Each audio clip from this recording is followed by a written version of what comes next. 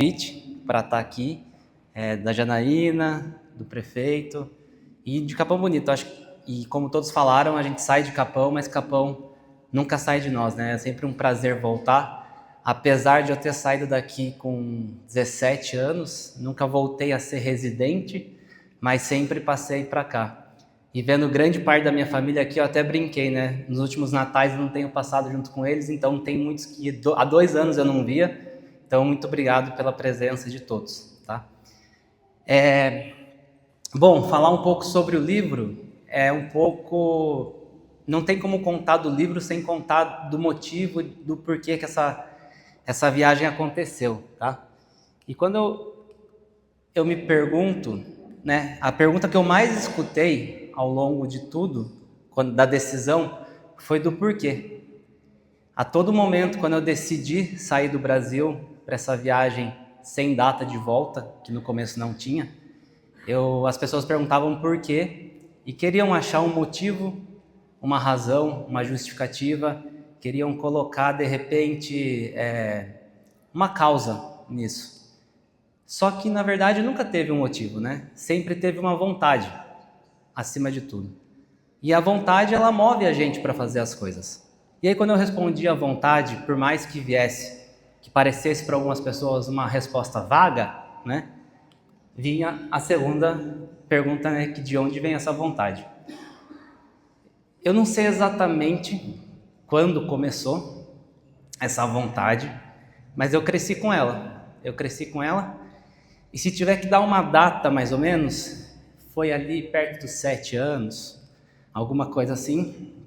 Eu me recordo de eu ter muita dificuldade em entender geografia. Minha mãe, professora de biologia, tentava me ensinar um pouco, mas era muito difícil.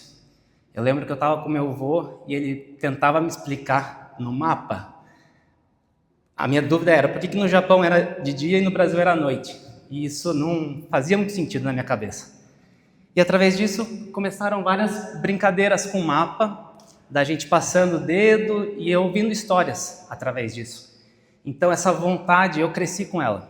Eu cresci com ela sem saber que isso aconteceria, tá? E aí, aos 20 anos, eu fui pela primeira vez. Eu nunca tinha saído do Brasil, nunca tinha feito nada parecido, mas meio que eu sou aquele, meio assim, eu vou aprendendo no meio do caminho. Você vai dirigir um avião, né? Eu começo a pilotar e descubro o manual no meio da rota. E aos 20 anos eu fui pela primeira vez. Eu me lembro que eu cheguei, depois de juntar dinheiro por 3 anos na faculdade, através de bolsa, e eu cheguei no quarto dos meus pais e falei, olha, estou indo viajar. Ah, você vai para onde? Numa resposta muito vaga, eu falei, estou indo para a América do Sul. E aí você volta quando? Ah, quando a faculdade voltar. E você vai dormir aonde? Eu não sei. E por mais que eu fui passado aqui como jovem, eu estou falando de uma época que não tinha celular. Era mapa, era orelhão, não tinha WhatsApp. Então eu acho que isso preocupava muito mais naquele quesito. Mas, então, com 20 anos, eu tive essa oportunidade de ir para a América do Sul e eu fiz grande parte dela sozinho, viajando de ônibus. E ali eu conheci um mundo muito diferente do que tinha sido me apresentado. A gente vive, de repente, aqui numa realidade que a gente fica limitado às coisas que acontecem, né? A gente descobre que a nossa opinião é só uma opinião perante as coisas que acontecem no mundo. E aí eu conheci que existiam outras bolhas, eu voltei e depois eu fui de novo. Então, nos últimos 10 anos, em períodos menores, eu sempre acabei viajando sozinho para lugares que supostamente seriam de difícil acesso, né? E aí, o mapa, que até então era preenchido pela América do Sul, foi sendo pintado, comecei a viajar pela Europa, depois África do Sul, Índia, Nepal, Estados Unidos, América Central, até que chegou aquele momento de falar assim, o mundo ainda é muito maior do que eu posso imaginar, né? Cada vez que eu voltava, eu tinha mais certeza que eu não sabia era de nada. É muito difícil a gente falar que sabe alguma coisa ou que conhece alguma coisa. E aí chegou o ano em que eu tomei essa decisão e fui para essa grande viagem aí, que acabou durando 2 anos. Então, é uma viagem que não foi planejada para ser da forma que foi, e as pessoas me perguntavam muito do como, né, eu ia fazer isso. Como bem falaram, nós brasileiros, nós não temos essa cultura de explorar o mundo. É comum ver em outros países as pessoas se formarem, tirar 1 ou 2 anos, descobrirem com o que querem trabalhar e voltar para exercer uma profissão. Para nós aqui, a gente entra num automático de sair da graduação, obrigatoriamente entrar numa faculdade, porque se você fala que você vai pensar o que você quer fazer, muitas vezes a gente é taxado como vagabundo, como qualquer outra coisa, e acaba não se descobrindo nesse meio do caminho. Então, eu não sabia exatamente como ia acontecer, mas eu fui, né? E aí, primeiro momento dessa viagem, eu fiz ela a pé.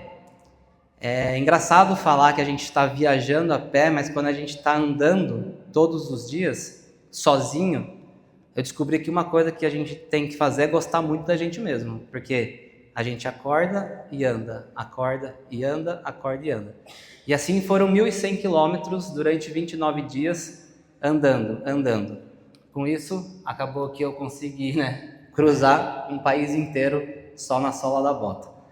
E só para vocês terem referência, é como se a gente saísse daqui, desse lugar que a gente está, e fosse até a capital do Brasil, em Brasília. Então, se de carro já cansa, imagina andar todos os dias com uma mochila nas costas para chegar lá. E aí, saindo ali dessa primeira parte, eu cheguei no continente africano. Não era a minha primeira vez ali, era a segunda. Eu tinha ido em 2018. E assim que eu chego, a ideia era ir para um hotel, fazer uma viagem normal, como se fosse um turista, mas as coisas mudaram instantaneamente de rota. E aí eu conheci um outro lado, né? Foram 2 anos dormindo na casa de pessoas que eu não conhecia, pessoas que não tinham razão nenhuma para me acolher, e essas pessoas abriam a porta das casas e deixavam eu entrar e deixavam eu participar daquele núcleo familiar. Nesse meio tempo, durante 2 anos, vocês podem imaginar que eu dormi em diferentes lugares. Então, sofá, chão, cama, tudo que tinha, eu dormi. Mas em nenhum momento eu precisei dormir na rua, sempre as pessoas me abrigavam. Se no começo era 6 horas da tarde, eu não sabia onde ia dormir e já me dava uma aflição, depois de um tempo era 10 da noite, se eu ainda não tivesse achado um lugar para dormir, estava tudo bem, porque eu sabia que as coisas iam dar certo. E assim foi, cada casa que eu entrei, a gente tem que se adaptar, dentro do contexto social, contexto econômico, contexto religioso, dentro das regras daquela casa.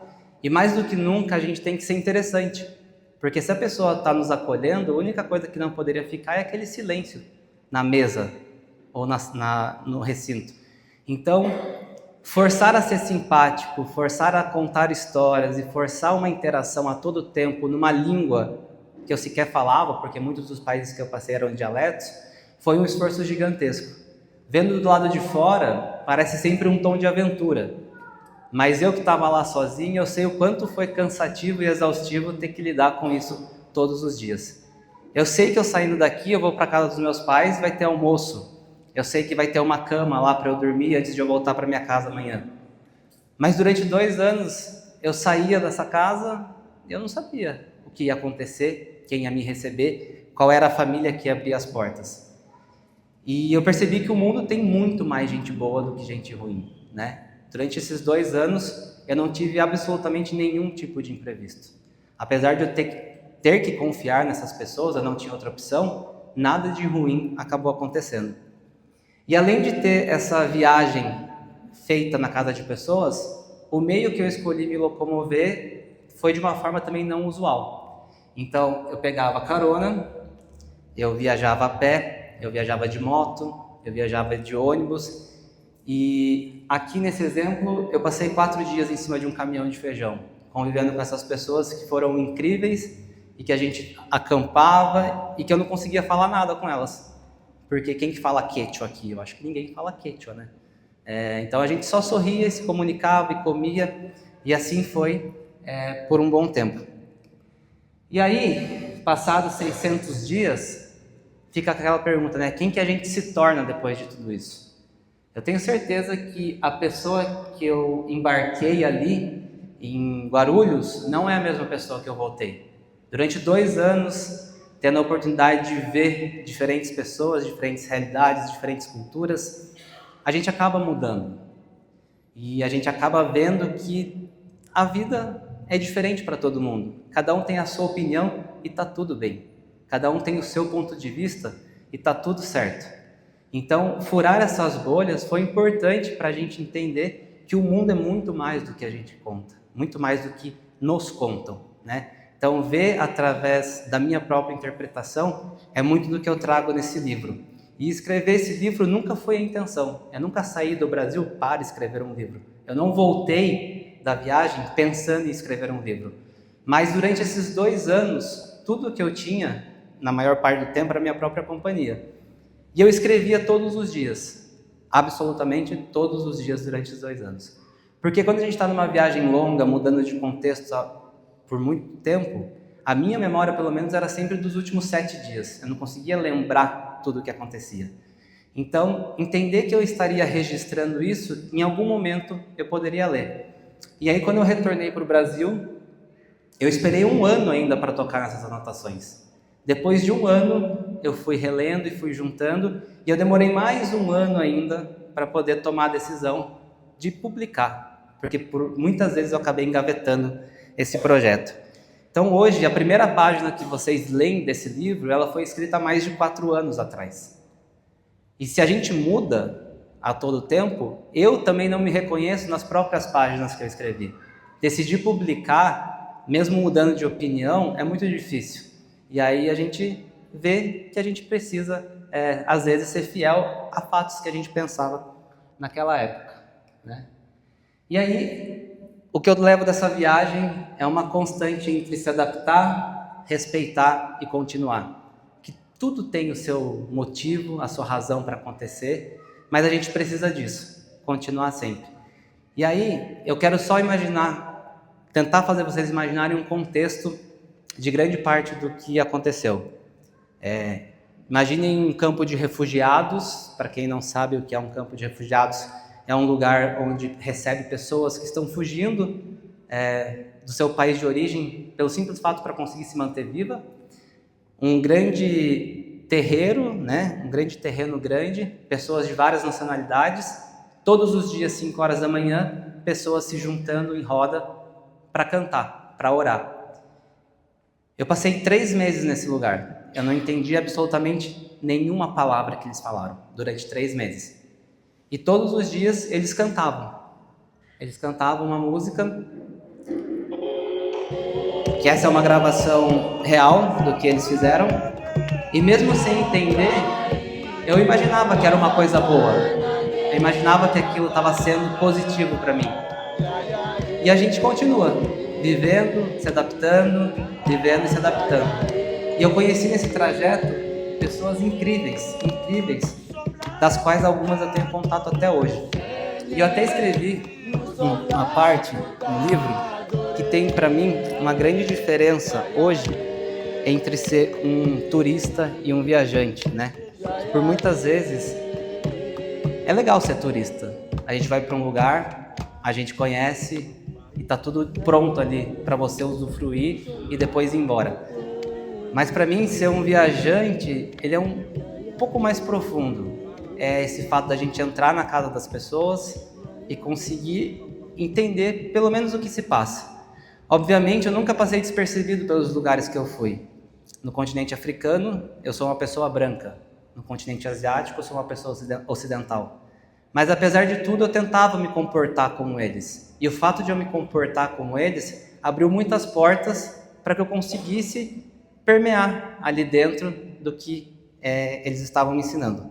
E eu só vou ler um trecho que para mim simboliza muito essa diferença entre turista e viajante, né? Ser turista simboliza, muitas vezes, consumir experiências embaladas, prontas para impressionar e agradar.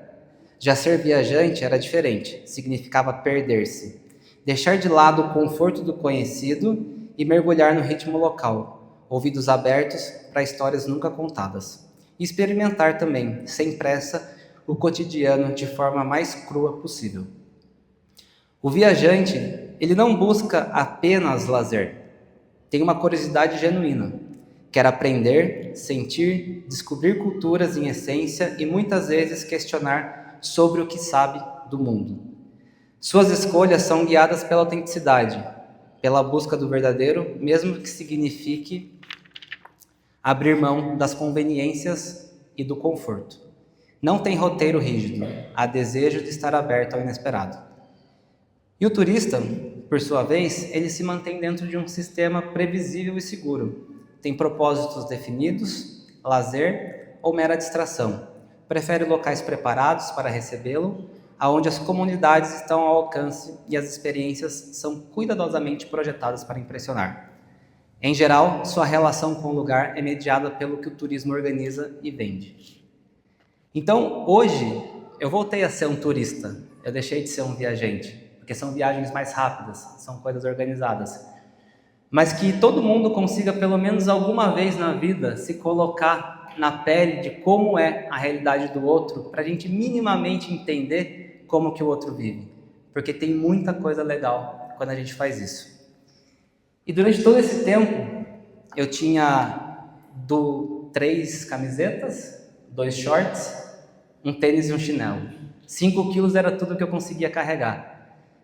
Além das memórias, acredito que se memória fosse dinheiro eu estava bilionário, porque são muitas, eu não conseguia carregar nada. Eu não conseguia carregar nada comigo. A única coisa que eu carreguei de souvenir é esse pequeno caderninho que tem 2 edições, que de todas as famílias que eu dormi, elas deixaram um recado para mim na língua local. E hoje, quando eu abro ele, eu não consigo ler nem 10%, porque são palavras de dialetos que nem o Google consegue traduzir. Mas eu sinto que são coisas boas que estão escritas aqui. E eu acho que esse é o maior souvenir que eu carrego durante todo esse tempo. Então, Antes do Mundo Ser Longe é um relato desses 2 anos, escrito com muita verdade, com muito carinho, que agora está aí para o mundo. Muito obrigado.